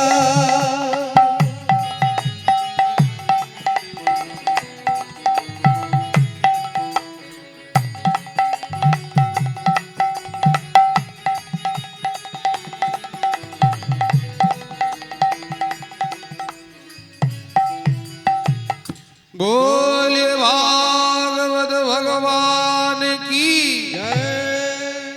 सच्चिदानंद रूपाय विश्वोत्पत्त्यादि हेतवे तापत्र विनाशाय श्री कृष्णाय वयं नमः। একমাত্র ভগবানের নাম ভগবানের কথাই আমাদের রক্ষা করতে পারবে, আর কোনো উপায় নাই। আমাদের সনাতন ধর্মের মানে যত কিছু ধর্মশাস্ত্র আলোচনা বা রক্ষা যদি বলতে পারেন, তার মূলে রয়েছে নৈমিষারণ্য তীর্থ। এই নৈমিষারণ্যে মানে ৮৮,০০০ সৌনকাদি মুনিগণ ছিলেন। তারা তপস্যা করছিলেন ৮৮,০০০, এবং তারা সেখানে মহামতি সূত মুনির কাছে গেছিলেন এবং সূত মুনির কাছে গিয়ে প্রশ্ন করেছিলেন যে এই যে ঘোর কলিকাল, হ্যাঁ, এই ঘোর কলিকালে জীব কি করে উদ্ধার পাবে। হাত জোড় করে বলেছিলেন, অজ্ঞান অন্ধংস বিধ্বংস কোটি সূর্য সমপ্রভঃ সূতখ্যায়ী কথা সারং মম কর্ণ রসায়নম। আপনি তো অজ্ঞানকে নাশ করবার জন্য কোটি কোটি সূর্যের সমান মহামতি সুতকে হাত জোড় করে ৮৮,০০০ সৌনকাদি ঋষিগণ বলছেন। তাহলে বলুন কর্ণ রসায়নম, আমাদের কর্ণরূপী রসায়ন কি? রসায়ন কাকে বলে জানেন? আগেকার দিনে কবিরাজরা ওষুধ দিতেন যাকে বলতো রসায়ন। খেতে খুব তিতো হতো কিন্তু কাজ খুব লাগতো। রসায়নের কি কাজ? রোগকে একেবারে গোড়ার থেকে উঠিয়ে ছুঁড়ে ফেলে দেয়। হ্যাঁ, আপনার মধ্যে রোগ প্রতিরোধ ক্ষমতাও বাড়াবে, আবার রোগটাকেও নাশ করবে। এটা হচ্ছে রসায়ন বটির নিয়ম খাবার। তা কর্ণ রসায়নম কি এমন আছে ঔষধি যে এই কর্ণ দিয়ে পান করলে এই যে ভবরোগ, এই যে জীবের আসা যাওয়া জন্ম মৃত্যুর চক্র, সেটার থেকে মুক্তি হয়ে যাবে? দয়া করে বলুন। গুরুর কাছে শিষ্য যতক্ষণ না আত্মসমর্পণ করে ততক্ষণ কিন্তু গুরু শিষ্যকে উপদেশ দেন না। অর্জুনও গীতা শ্রবণ করেছেন ভগবান শ্রীকৃষ্ণের কাছ থেকে। তিনি যতক্ষণ না তার কাছে আত্মসমর্পণ করেছেন ততক্ষণ কিন্তু ভগবান শ্রীকৃষ্ণ গীতার উপদেশ দেন। অর্জুন অনেক বড় বড় কথা বলেছেন কিন্তু ভগবান চুপ করে বসে বসে শুনেছেন। শেষকালে যখন বলছেন শিষ্যস্তহম সাধিমাম ত্বাম প্রপন্নম, আমি তোমার শিষ্য, হ্যাঁ, তুমি আমাকে তোমার চরণে আশ্রয় দাও, বলো আমার কি করা উচিত। তখন ভগবান গীতার উপদেশ দিয়েছেন, তার পূর্বে কিন্তু একটাও কথা বলেননি। সুতরাং যতক্ষণ না শিষ্য গুরুদেবের চরণে আত্মসমর্পণ করে ততক্ষণ তার পরম গতি অসম্ভব। আর আরেকটা জিনিস শুনে রাখুন, এই গুরুদেব কিন্তু খোঁজার দরকার পড়ে না, গুরুদেব নিজে নিজেই শিষ্যকে খুঁজে কৃপা করেন। ভাগবতের যে লীলাগুলি আছে তার মধ্যে কোথাও কিন্তু শিষ্য গুরুদেবকে খুঁজতে যায়নি, গুরুদেবই শিষ্যকে খুঁজেছে। তার প্রমাণ দেখুন। ধ্রুব চরিত্র পড়ুন, প্রহ্লাদ চরিত্র পড়ুন, নারদ মুনি ছুটে ছুটে এসে দীক্ষা দিয়েছেন, মন্ত্র দিয়েছেন। তারা কিন্তু কোনোদিন গুরুর সন্ধান জাননি, তারা কেবল ভগবানকে চিন্তা ভাবনা করেছেন, ভগবানের উদ্দেশ্যে গৃহ ত্যাগ করেছেন। তো যারা সত্যি সত্যি ভগবানের উদ্দেশ্যে ত্যাগী হবেন, ভগবান তাকে কৃপা করবেন গুরুরূপে। আর আপনি যদি নিজে বিষয়ী হয়ে থাকেন আর বলবেন যদি আমার পরম গুরু লাভ হচ্ছে না কেন, সেটা কোনোদিনই সম্ভব নয়। আমি তো বর্তমানে রঘুনাথপুরে থাকি, প্রায় 20টি বছর নবদ্বীপে আমি ধরুন কাটিয়েছি এক সময়। তো নবদ্বীপ থেকে আসার পর যখন এখানে এলাম তখন পরিচিত অনেকের সঙ্গেই হচ্ছে। তো গ্রাউন্ডে আমি একবার গেছি ঘুরবার জন্য, তখন আমার পাশেই কাছাকাছি একটা তো ছেলে গেছে ওকে ডাকবার জন্য, বলছে বাবা তুমি তাড়াতাড়ি ঘরে চলো। তো বলছে কেন? না গুরুদেব এসেছেন। বলছে গুরুদেব এসেছেন, গুরুদেবকে আবার কিছু প্রণামী দিতে হবে, তুই গিয়ে বলে দে যে বাবা নাই, বাবা অন্য জায়গায় চলে গেছে, বলবি দেখা হয়। তো মনে মনে চিন্তা করুন, তাহলে গুরুদেবের সঙ্গে তোমার সম্পর্কটা কি কেবল ওই 200-500 টাকা প্রণামী দেওয়ার জন্য, আর কোনো কারণ নেই? আমাদের বৃন্দাবনে একটা কথা আছে, লোভী গুরু লালচি চেলা দোনো নরক মে ঠেলম ঠেলা। গুরু আর যে শিষ্যের সম্পর্ক সেটা পারমার্থিক, সেটা অন্য কোনো লোভের জন্য সম্পর্ক নয়। গুরু শিষ্যের সম্পর্ক হচ্ছে পরমার্থের সম্পর্ক, স্বার্থের সম্পর্ক নয়। স্বার্থের সম্পর্ক হচ্ছে এই সংসারের সঙ্গে, আর গুরু শিষ্যের সম্পর্ক পরমার্থকে নিয়ে। সুতরাং গুরুদেব যতদিন বেঁচে আছেন গুরুদেবকে সেবা করবেন।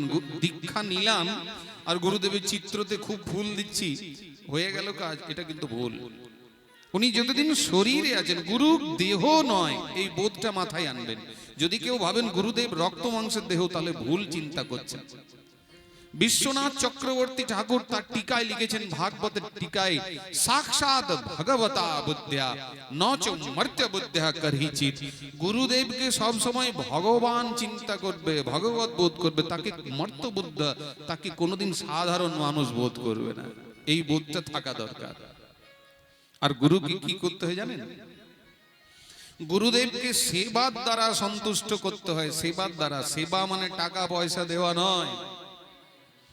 সেবা মানে গুরুদেব যে যাতে সুখী হবেন সেটা আপনি করুন।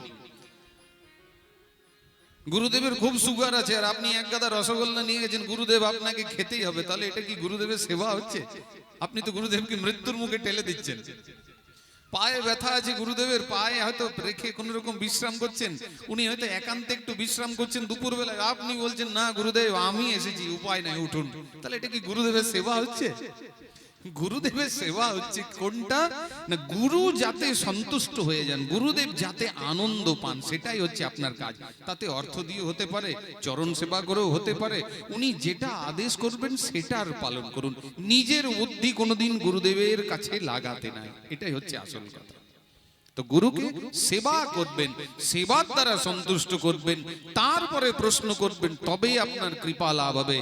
তদ্বিদ্ধি প্রণিপাতেন পরিপ্রশ্নেন সেবয়া উপদীক্ষন্তি তে জ্ঞানম জ্ঞানিনস্তত্ত্বদর্শিনঃ। গুরুকে সেবার দ্বারা সন্তুষ্ট করবে অর্জুন, তারপরে তাকে প্রশ্ন করবে, সেই তত্ত্বদর্শী গুরুদেব তারপরে তোমাকে কৃপা করবেন। নিতাই গৌর হরি হরি বল। তাহলে কার সঙ্গ করবে, একটা গানের মধ্যে আছে না, দেখুন কার সঙ্গ করবেন আর কার সঙ্গ করবেন না। যারো মুখে ভাই হরি কথা নাই, তার কাছে তুমি যেও না। যার মুখে ভাই হরি কথা না, তার কাছে তুমি যেও না। যার মুখে ভাই হরি কথা নাই, তার কাছে তুমি যেও না। যার মুখে ভাই হরি কথা না, তার কাছে তুমি যেও না। যার মুখ হরি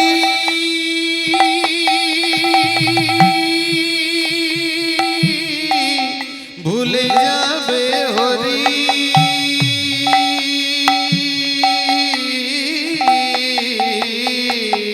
যারো মুখ ঘেরে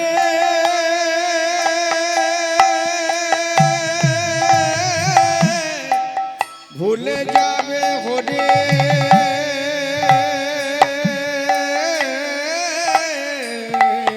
যার মুখ দেখি ভুলে যাবে হরি।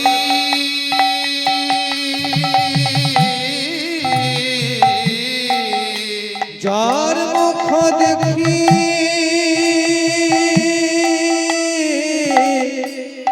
তুমি ভুলে যাবে হরি। তুমি তার মুখ পানে চেয়েও না। যার মুখে নিতাই গৌর হরি হরি হরি হরি হরি হরি বল। তার কাছে তুমি যেও না। যার মুখে ভাই হরি কথা নাই, তার কাছে তুমি যেও না। কি তোমারে কবে কি কথা কহিবে, সে কথা ভাবিলে আর কি চলিবে। কি তোমাকে কবে কি কথা কইবে, সে কথা ভাবিলে আরে কি চলিবে। কি তোমারে কবে কি কথা কহিবে,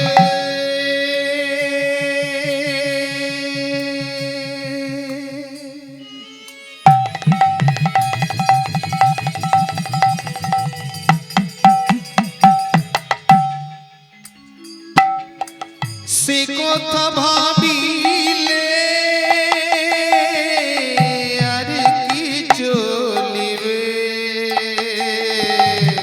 কি তোমাকে কবে কি কথা কহিবে, সে কথা ভাবিলে আরে কি চলিবে। বিপদে সম্পদে রাখিবে যে পদে, বিপদে সম্পদে রাখিবে সেই পদে। বিপদে সম্পদে রাখিবে যে পদে, বিপদে সে পদে কেন ভাবো না?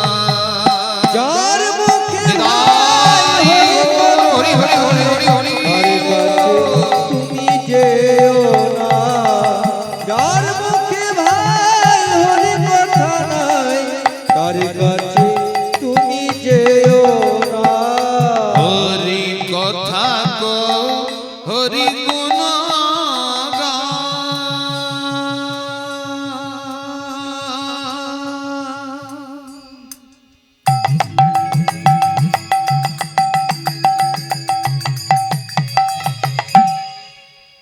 হরি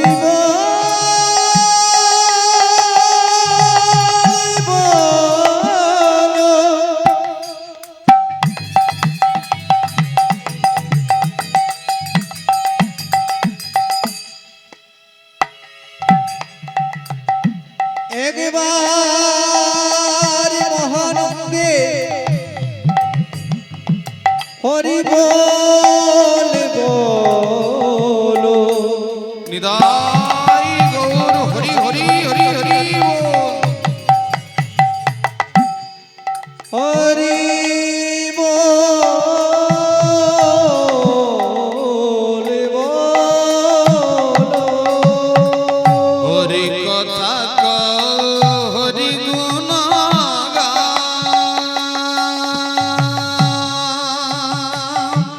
হরি নাম রসে সদা মত। হরি কথা কও হরি গুণ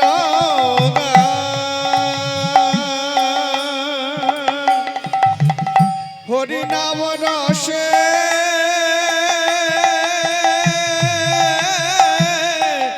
সদা মত। হরি নাম গীতি গাও নীতি নীতি। হরি নাম গীতি গাও নীতি নীতি। হরি নাম গীতি গাও নীতি নীতি। নাম গীতি গাও নীতি নীতি। জুড়াবে মনের যাতনা। যার মুখে ভাই হরি কথা নাই, তার কাছে তুমি যেও না। যার মুখে ভাই হরি কথা নাই, তার কাছে তুমি যেও না। बोले भागवत भगवान की। তাহলে বললেন কি উপায় বলে দিন। মম কর্ণ রসায়ন, আমাদের কর্ণ রসায়ন কি, এই কলিকালে বাঁচার পথ কি বলে দিন। তখন মহামতি সুদ বললেন, কাল व्याद भागवती वार्ता कलो किरेण भाषितम। অদ্ভুত কথা সুন্দর বলে দিলেন। কাল রূপী ব্যাল, এই জীবনটা কি হয়েছে বলছে, কাল রূপী সর্পের মুখে পড়ে আছে। কাল ব্যাল মুখগ্রাস, মুখে গ্রাস হয়ে আছে। ত্রাস নির্নাশ হয়, এই তবে এই জন্ম মৃত্যুর থেকে মুক্তি, এই চক্রের থেকে মুক্তি পাওয়ার একটাই উপায় আছে। এই সৌনকাদি মুনিগণ কি, শ্রীমদ ভাগবতী বার্তা, একমাত্র শ্রীমদ ভাগবতের কথা কলো কিরেণ ভাসিত।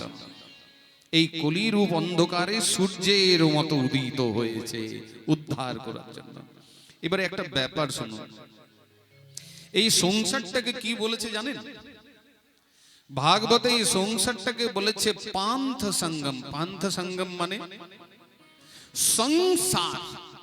সংসরতি ইতি সংসার সংসরিতি, যেটি অল্প অল্প অল্প করে এগিয়ে এগিয়ে যাচ্ছে কিন্তু বুঝতে পারছেন না। 5 বছর আগে আমি যেমন ছিলাম, এখন 5 বছর পরে কি সেরকম আছি? আরো 5 বছর পরে কি আমি সেরকম থাকবো? ঘন ঘন পরিবর্তন হচ্ছে, কিন্তু পরিবর্তনটা এত শিথিল, এত ধীরে ধীরে হচ্ছে, মানুষ বুঝতেই পারছে না যে কত পরিবর্তন হয়ে যাচ্ছে। বহুদিন পর যদি কোনো আত্মীয় স্বজনের সঙ্গে সাক্ষাৎ হয়, তাহলে বোঝা যায় যে ওরে বাবারে তুই তো এত পরিবর্তন হয়ে গেল তোর চেহারা। কিন্তু কাছাকাছি যারা থাকছে তারা কিন্তু কেউ বুঝতে পারছে না এই যে পরিবর্তনটাকে। তো সংসার সংসরতি ইতি সংসার, যেমন ধরুন এই সংসারটাকে যদি একটা ট্রেনের সঙ্গে তুলনা করা হয়, ট্রেনে যাচ্ছেন আপনি যাত্রী হয়ে, তো সংসারে কি হচ্ছে, ট্রেনে যেতে যেতে কি হয়, যখন স্টেশন চলে আসে তখন পুরনো যাত্রীগুলো নেমে যায় আর নতুন যাত্রীগুলো চড়ে চড়ে যায় আবার স্টেশনে স্টেশনে। ঠিক সংসারটা কি রকম, এই যে বয়সগুলো যেমন যেমন বাড়ছে, যাদের মৃত্যু কাছে এসে উপস্থিত হচ্ছে, তারা একটা একটা স্টেশনে নেমে নেমে যাচ্ছে, আর নতুন নতুন যাত্রী আবার বিয়ে হচ্ছে, আবার সন্তান সন্ততি হচ্ছে, আবার সেই ট্রেনে নতুন নতুন যাত্রী। ট্রেনের মধ্যে দেখবেন কোনো কোনো সময় যাত্রীদের সঙ্গে কথাবার্তায় এত মন বসে যায়, মনেই হয় না যে আর বারে স্টেশনে নামতে হবে, মনে হয় আরেকটু গল্প হলেই ভালো হতো। মনের মতো যদি হয়ে যায় তাহলে খুব ভালো লাগে, আর যদি মনের মতো না হয়, এই সংসারটাও ঠিক সেই রূপ। যদি মনের মতো জন থাকে এই সংসারে, তাহলে তো এই সংসার খুব সুখ, এই সংসারের সুখের সীমা নাই। কিন্তু যদি মনের মতো না হয়, তাহলে এই সংসারের মতো দুঃখ আর কোথাও নাই। তবে এই সংসারের মধ্যে সুখ নাই, কেন নাই? কারণ যারা যারা আমরা সংসারী তারা ভালো করেই বুঝতে পারছেন যে সংসারে কোথায় সুখ আছে। এই সংসারের মধ্যে কেবল আছে স্বার্থপরতা। যতক্ষণ স্বার্থ আছে তাহলে সুখ কোথায় পাবেন?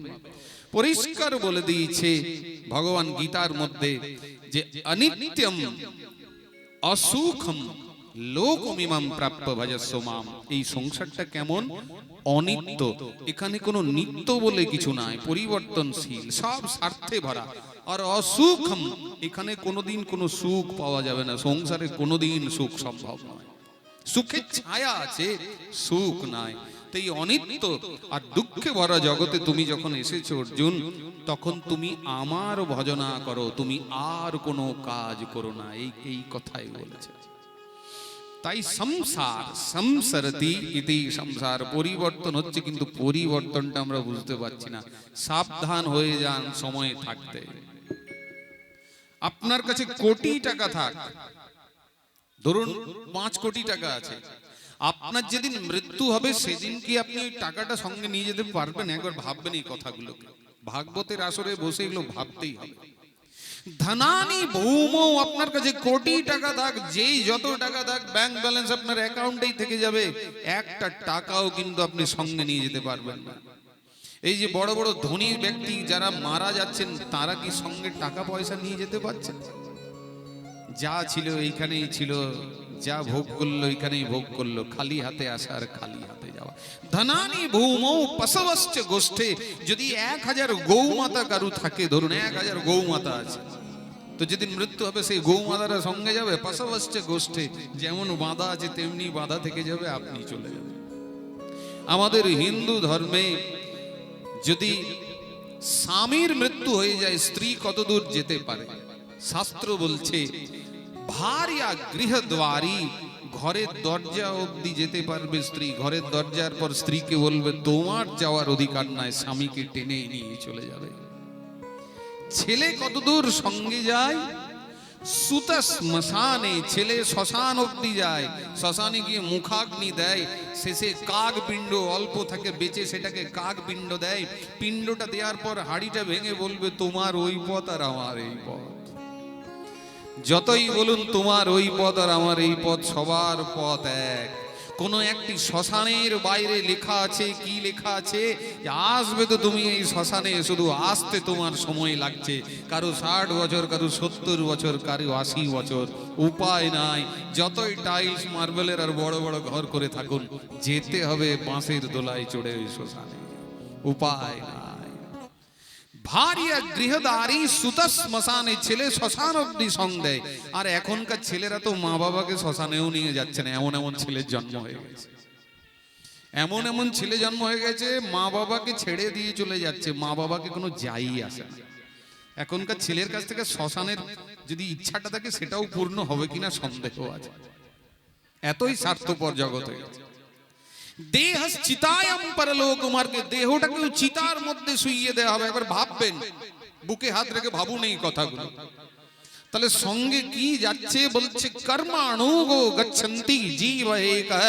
মানুষ বেঁচে থাকতে যে কর্মগুলো করছে সেই কর্ম ফল মানুষের সঙ্গে যাবে।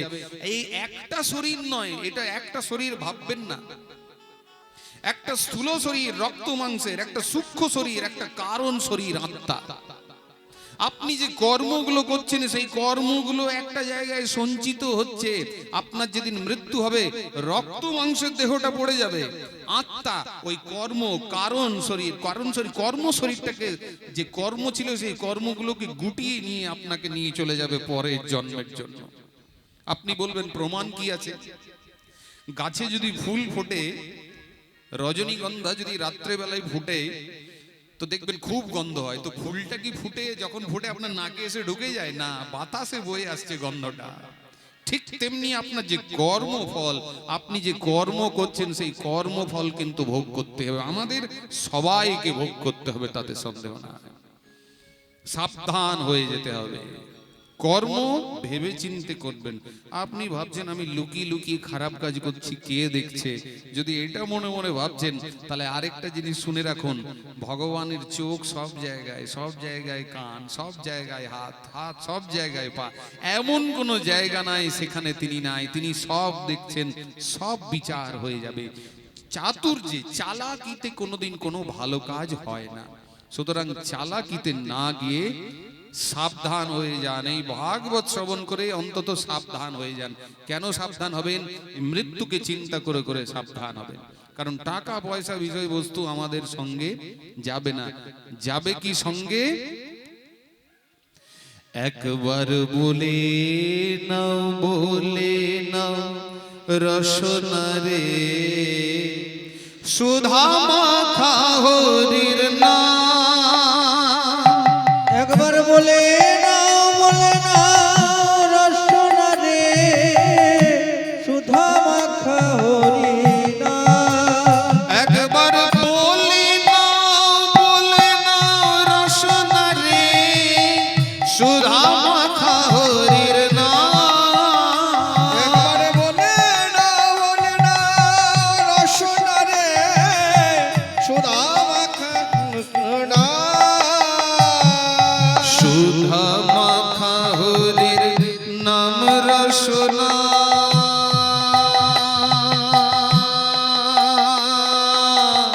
মধু মাখা হরির নাম। সুধা মাখা হরি নাম রসনা, মধু মাখা হরি নাম। ওরে সুধা মাখা হরির নাম রসনা,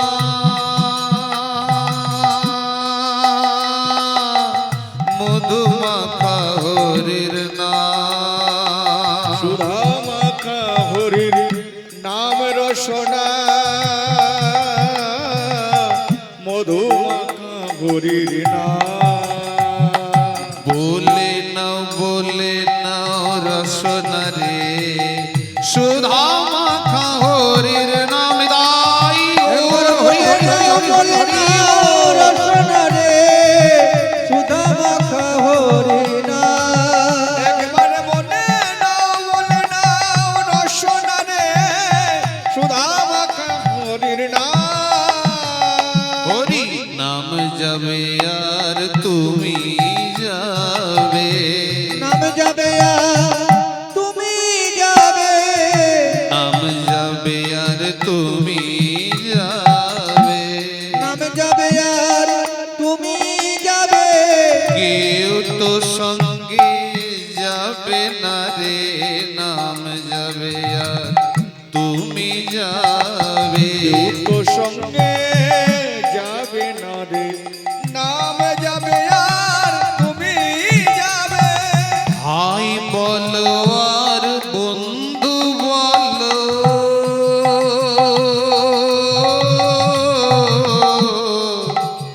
ওরে ভাই বলো আর বন্ধু বলো, ভাই বলো আর বন্ধু বলো,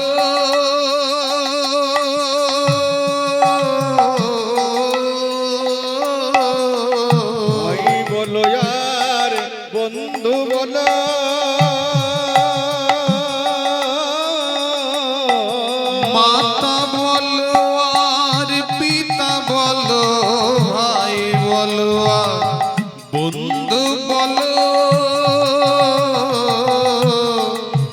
ওরে মাতা বলো আর পিতা বলো, কেউ তো সঙ্গে যাবে না গো।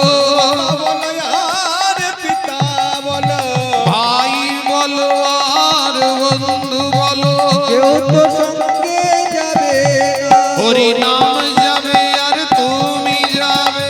কেউ তো সঙ্গে যাবে না গো,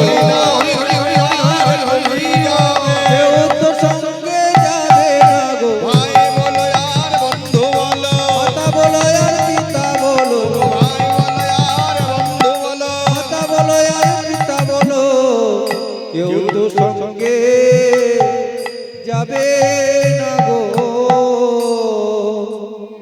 তখন বলছে যদি ভাগবত জীবনের শ্রেষ্ঠ হয় তাহলে ভাগবতের কথা কোথায় প্রথম শ্রবণ হয়েছিল দয়া করে আমাদের বলুন।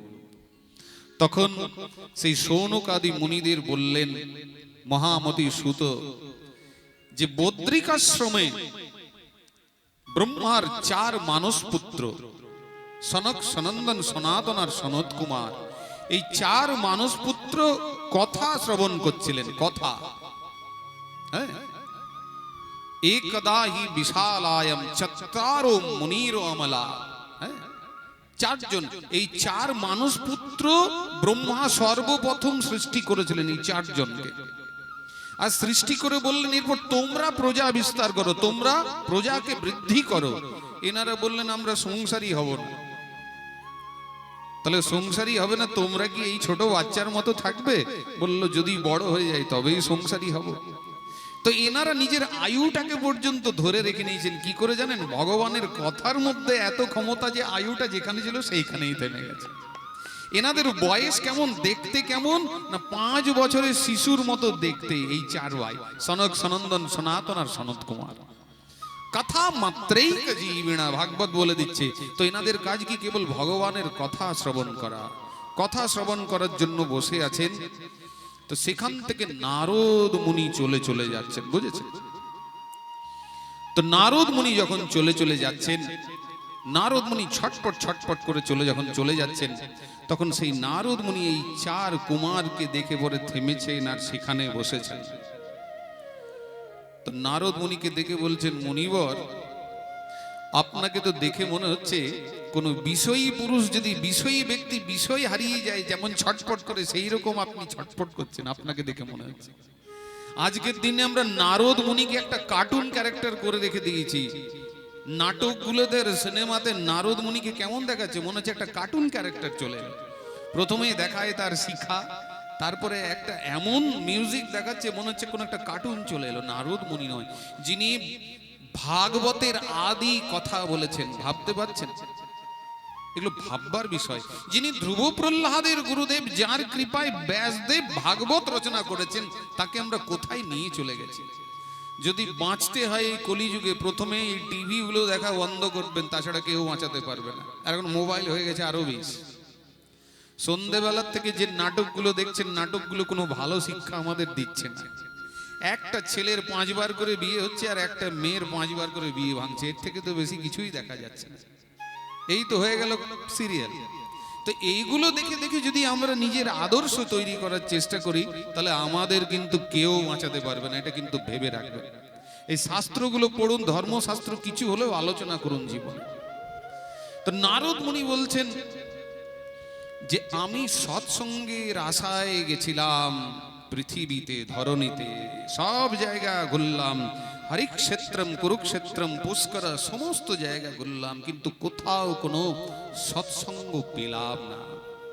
তীর্থে গেলাম, তাবড় তীর্থ, হরিক্ষেত্রম কুরুক্ষেত্রম প্রয়াগম সেতু বন্ধনে, তাবড় তীর্থের কথা বললেন। তো কোথাও তুমি সৎসঙ্গ পেলে না? না, আমি সৎসঙ্গ পেলাম না। তো তখন বলছেন তুমি তীর্থে ভ্রমণ করেছো, ঠিক আছে, তীর্থকেও যারা তীর্থ স্বরূপ করে দেন সেই সমস্ত সাধু মহাত্মার চরণ ধরি পেয়েছো নারদ মুনি? যদি তীর্থে গিয়ে সাধু মহাত্মার দর্শন না হয়, কেবল যদি ঘোরাঘুরি করে চলে আসে, সেটা তীর্থ ভ্রমণ নয়। এখনকার মানুষ তীর্থে যাচ্ছে, অমুক জায়গায় ঘুরলাম, অমুক জায়গায় ঘুরলাম, চলে এলাম। কোনো সাধু মহাত্মার চরণ ধুলি যদি মাথায় না পড়ে, তীর্থে গিয়ে লাভ কি হবে? তীর্থকেও যারা তীর্থ করছেন তারা সাধু মহাত্মার সঙ্গ করতে হবে। তো বললাম সাধু মহাত্মার, উনি বলছেন হ্যাঁ আমি সেখানেও গেছিলাম, কিন্তু সেখানে গিয়ে কি দেখলাম জানেন? হ্যাঁ, সেখানে দেখলাম সাধু মহাত্মারাও কলির প্রভাবে ভ্রষ্ট হয়ে গেছে, এই যুগের প্রভাবে পাষণ্ড। তো বললো তাই হলো, তাহলে তুমি কোনো সংসারীর বাড়িতে গেছিলে? বলছে হ্যাঁ সংসারীর বাড়িতেও গেছিলাম। সংসারীদের ঘরে গিয়ে দেখলাম যে ঘরের মধ্যে কেবল ঝামেলা ঝগড়া, এছাড়া আর কিছুই হচ্ছে না। দম্পনিতাম চ কলকনম, দম্পতিদের মধ্যে শুধু ঝামেলা। আর কি হয়েছে? বলছে মাতা পিতার সেবা ছেলে মেয়েরা ততক্ষণই করছে যতক্ষণ মাতা পিতার কাছ থেকে কিছু চাওয়া পাওয়া থাকছে। মানে বাবা রিটায়ার করে পেনশনের টাকাটা যতদিন পাচ্ছে ততদিন তো খুব বাবা সেবা করছে, আর পেনশনের টাকা না দিলেই বাবাকে আর দেখাশোনা নাই। এই হলো কলিযুগের প্রভাব। আর কি বলছে? তরুণী প্রভুতা গে হে শ্যাল গো বুদ্ধিদায়ক। এই কথাগুলো আমি বলছি না, দয়া করে আমাকে ভাববেন না, ভাগবতের কথা বলছি। শ্লোকগুলো বলে দিচ্ছি পরপর এই জন্য। তরুণী প্রভুতা গে হে, ঘরে তরুণীদের প্রভুতা হবে, আর শালা বাবু হবে বুদ্ধিদাতা। শালা বাবু যা বলবে জামাই বাবু তাই করবে। এইভাবে সৎসঙ্গের আশায় আমি সব জায়গা ঘুরে বেড়ালাম। যখন কোথাও সৎসঙ্গ পেলাম না, তখন চিন্তা কি করলাম? চিন্তা করলাম হরিনাম করব। আর হরিনাম করতে করতে চলো বৃন্দাবন ধাম যাব। এই বৃন্দাবন ধামের উদ্দেশ্যে নারদ মুনি চলেছেন হরিনাম করতে করতে করতে। জয় জয় গোবিন্দ, জয় জয় জয় গোপাল, জয় রাধারমণ হরি बोल। गोविंद जय जय गोपाल, जय राधारमण हरि बोल। जय जय गोविंद, जय जय जय गोपाल, जय राधारमण हरि बोल। सवाई मिले एकसंगे। जय गोविंद जय जय जय गोपाल, जय राधारमण हरि जय जय राधारमण हरि बोल रे, जय जय राधारमण हरि बोल। जय जय राधारमण हरि बोल, राधारमण हरि बोल। जय जय राधारमण हरि बोल रे, जय जय राधारमण हरि बोल। जय जय राधारमण हरि ओम रे, जय जय राधारमण हरि ओम। गोविंद जय जय गोपाल, जय जय गोविंद जय जय गोपाल, जय जय गोविंद जय जय गोपाल, जय जय गोविंद जय जय गोपाल, जय जय श्री राधारमण हरि। गोविंद जय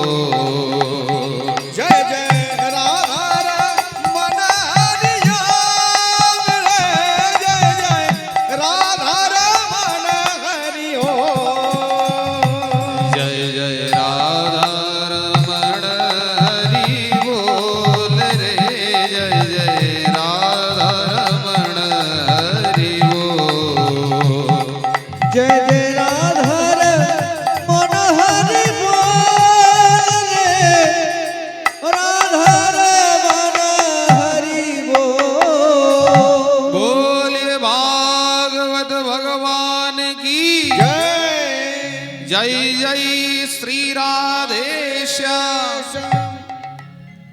এই নাম করতে করতে বলছেন আমি বৃন্দাবনে পৌঁছালাম, আর বৃন্দাবনে পৌঁছে কি দেখলাম? দেখলাম একজন তরুণী বসে আছে, তার পাশে দুই বৃদ্ধ পড়ে আছে। একাত কুত তরুণী তত্র খিন্দন্তি ক্রন্দন্তি। একজন তরুণী বসে আছে আর বসে বসে কাঁদছে, দুই বৃদ্ধ দুই পার্শ্বে পড়ে আছে, দুই পাশে। আর অনেক যুবতীরা মিলে সেই তরুণীকে সেবা করছে। এই দৃশ্য যখন আমি দেখলাম তখন আমি কুতূহল বশত সেখানে ছুটে গেলাম। কে তাহলে? যখন দেখলাম তখন জিজ্ঞেস করলাম, হে দেবী তুমি কে? আর দুই বৃদ্ধ পড়ে আছে, এরাই বা কে? আর যারা তোমার সেবা করছে তারাই বা কে?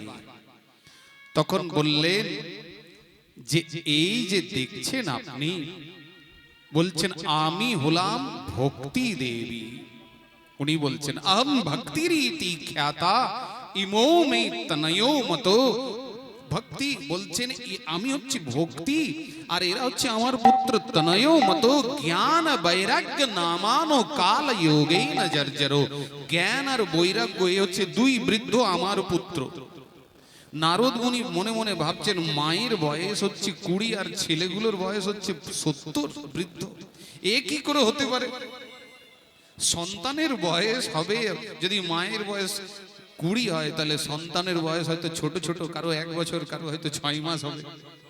এখানে সন্তান বৃদ্ধ 70 বছর, কারো 75 বছর, দুই সন্তান।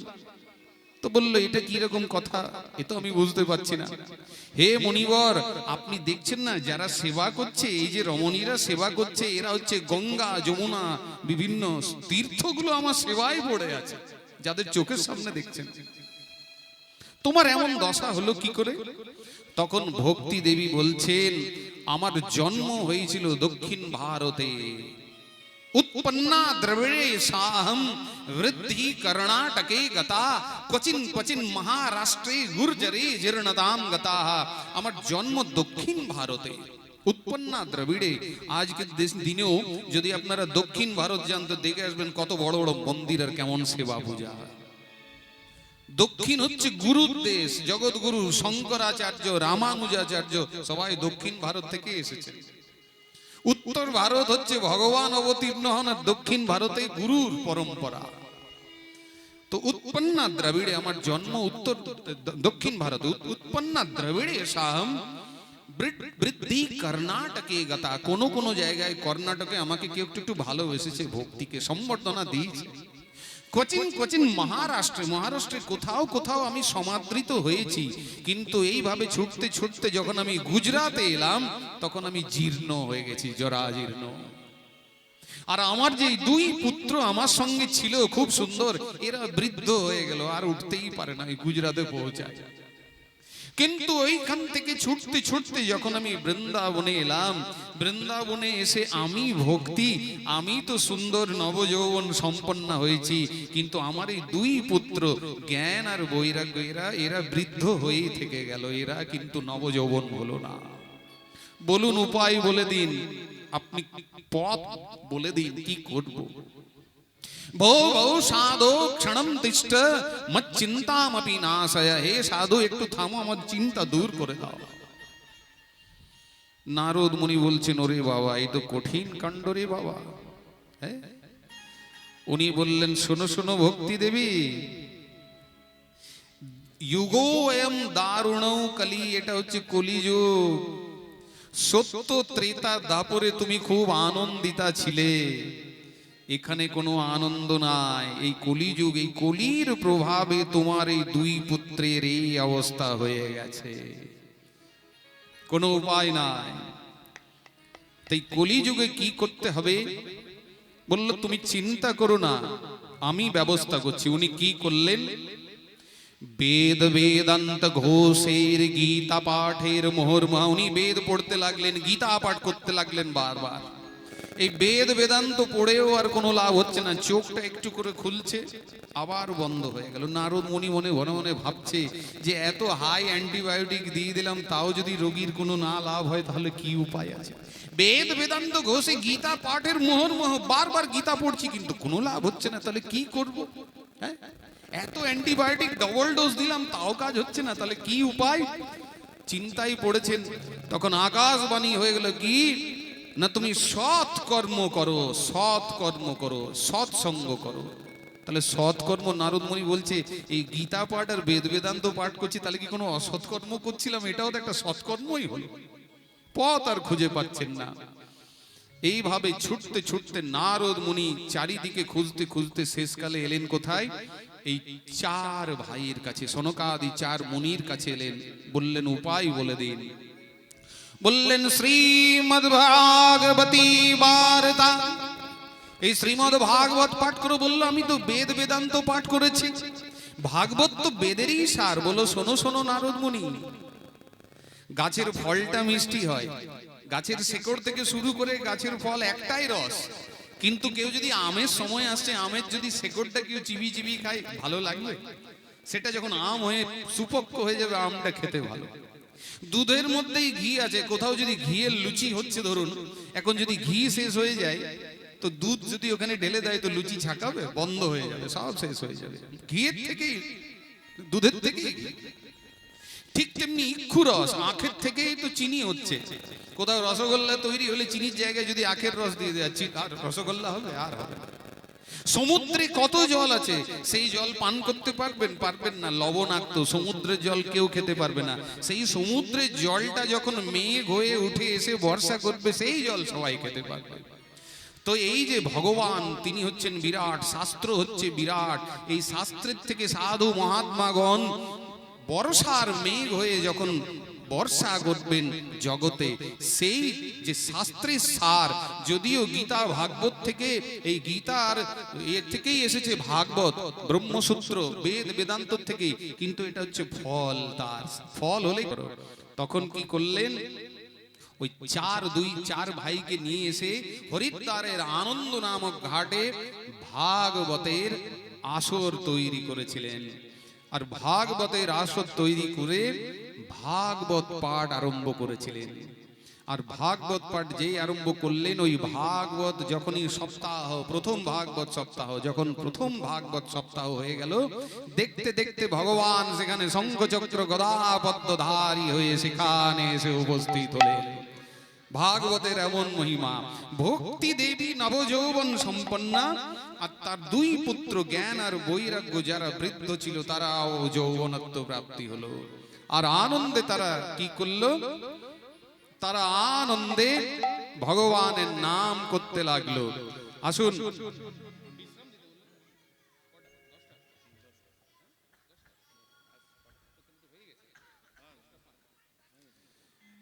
দেখুন, আগামী কাল থেকে, আজ তো প্রথম দিন, আমাদের মানে ওঠাতে ওঠাতে অনেক সময় হয়ে গেল, যার জন্য সংক্ষেপের মধ্যে আমাকে আজ কথার বিশ্রাম দিতে বাধ্য হচ্ছে। আমি 10টা অবধি আমাকে বলে দিয়ে গেছেন, 10টা বেজে 5 মিনিট হয়ে গেছে, আর কোনো উপায় নেই।